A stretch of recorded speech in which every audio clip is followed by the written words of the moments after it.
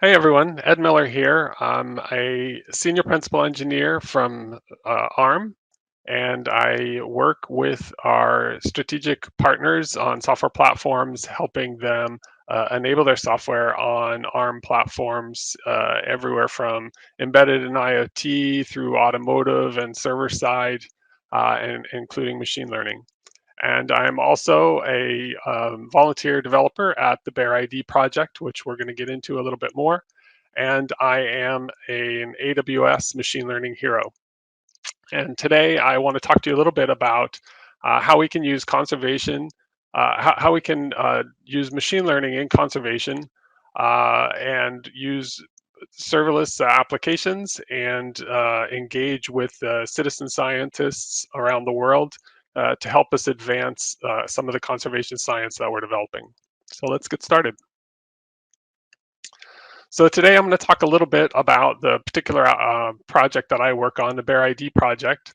I'm going to talk a little bit about what it is, why we're doing it, and where we are today. I'm going to talk a little bit about explore.org, which is the largest wildlife webcam network in the world, and how it influenced and kind of inspired the Bear ID project. Then I'm going to talk about the Bear ID Companion, Bearcam Companion, which is an application using AWS serverless technologies to build a machine learning application with human in the loop to engage the Bearcam community, the, the Bearcam community, and finally we'll talk about what's next and talk about some links and resources that you can catch up with later on. So what is the Bear ID project?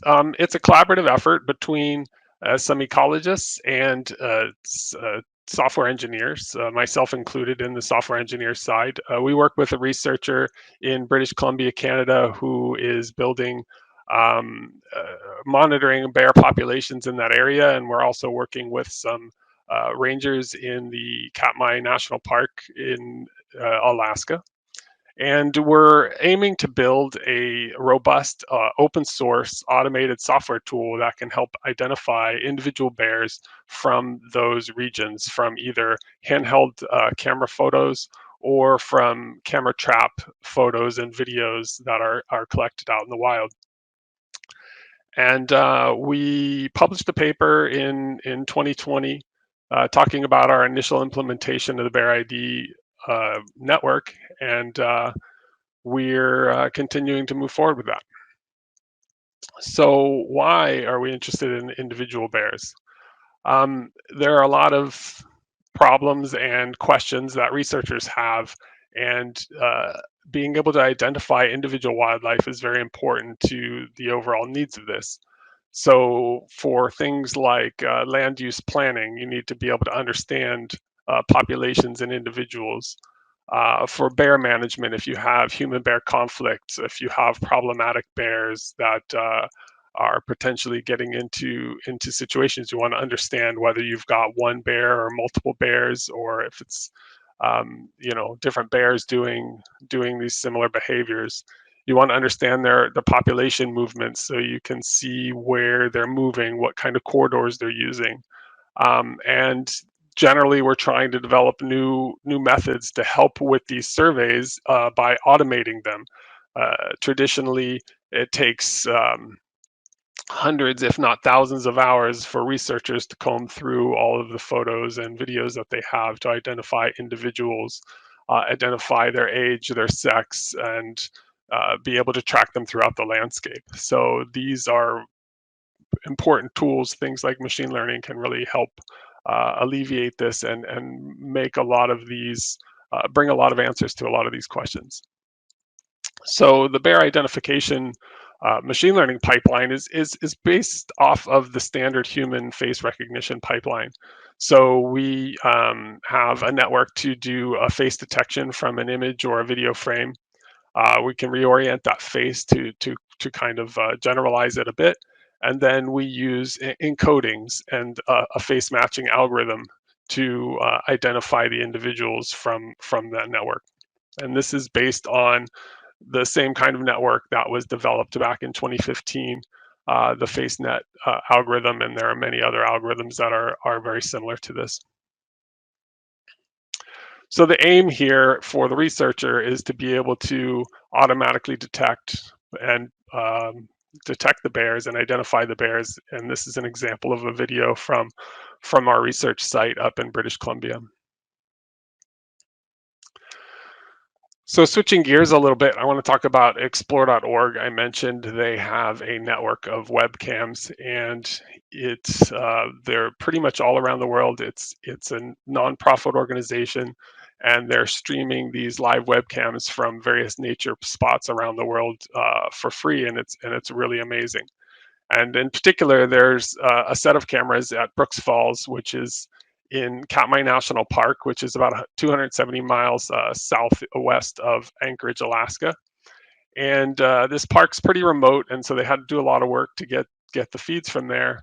But this was something that was very interesting to me, and I was watching early on in my involvement in machine learning some years ago. And I would watch this in my downtime and use the discuss chats that they have on the cam and learn about how people could identify the individuals on the camera. And this really inspired me to use this idea as a project that I could use to advance my own machine learning capabilities. If I could identify these bears, could I build a machine learning network that could do the same? So when you're working with webcams, I have some advantages and disadvantages. On the disadvantage side, the video quality of these webcams, especially since they're so remote, is a lot lower than the handheld photos, obviously, as well as some of the trail cam photos that we use in our research so far. So we might need to look at new models to handle this quality.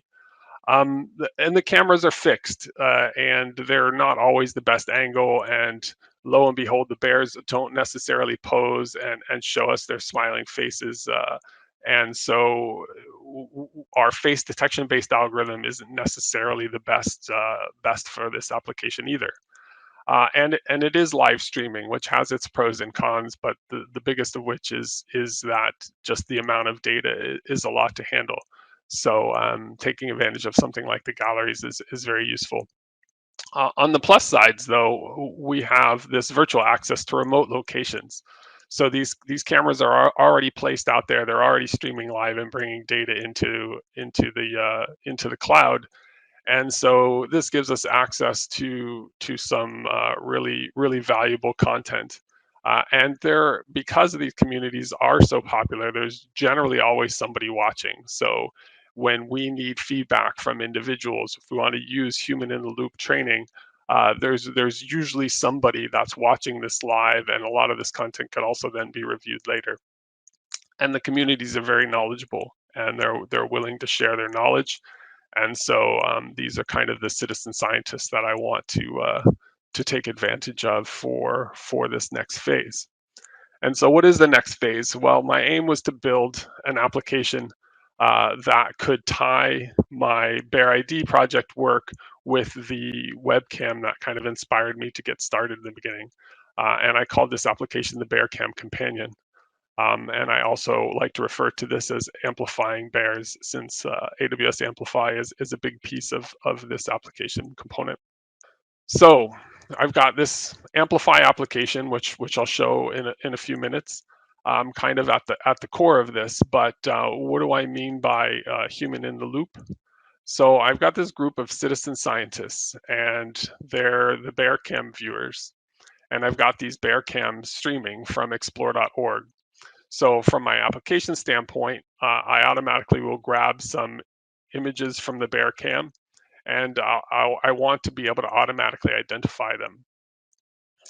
In the meantime, I have this BearCam community watching those same cams, and many of them are also able to identify the bears, so they can log on to the website and see who either the application has predicted is there, or also contribute their own labels if the application has it wrong, or as it is today, I don't actually have the identifications in there yet, so we're creating those initial labels.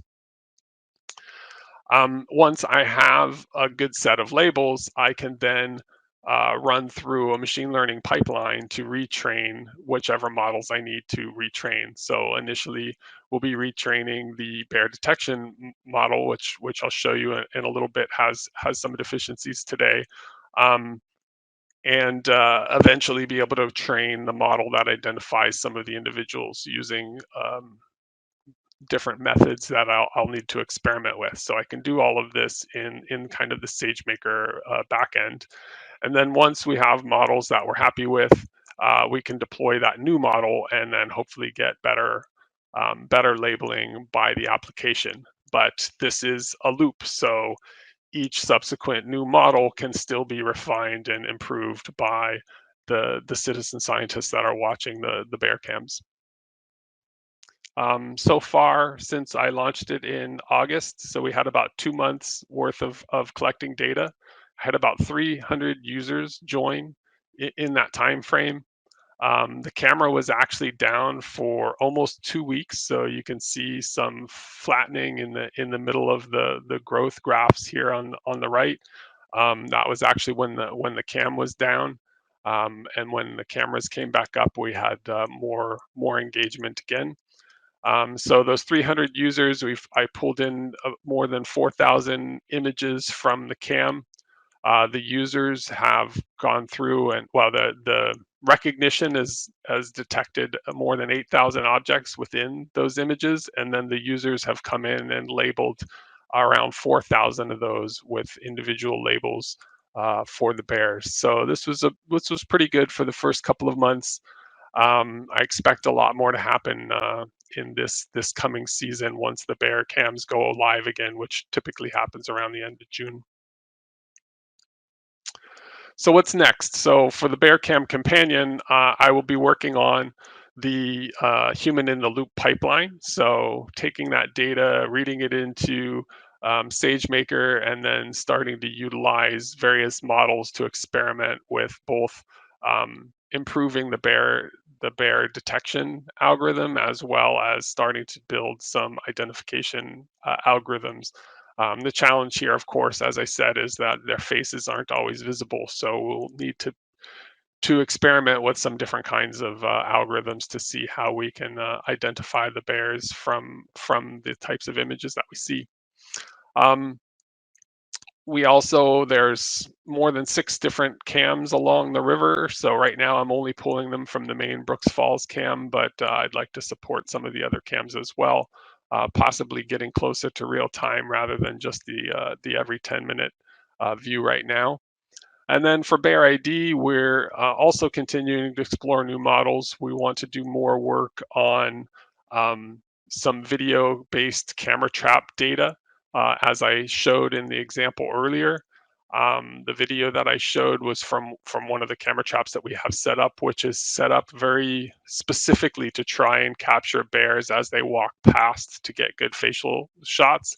But we can also do things when there are multiple bears in the video to be able to track them, use these face tracks to help basically build ensemble methods to improve the accuracy for the length of that clip, to make sure that we're getting the same readings for the same bear across their track across the camera. And then ultimately, we want to start working with some on-device machine learning. We're working with some collaborators on this as well to figure out how we can get some of these machine learning algorithms running on device. Because one of the big challenges today, these devices are out in remote locations. The researchers go out maybe a couple times during the course of the season to go collect batteries and collect the SD cards, but then they don't usually get all the results uploaded until the end of each season. So being able to move this on device, we can start getting to more real-time feedback to solve some of those conservation challenges. So that's all I have. I hope you enjoyed our conversation, and feel free to reach out to me on Twitter and LinkedIn. And I hope you enjoy the rest of your day. Thank you very much.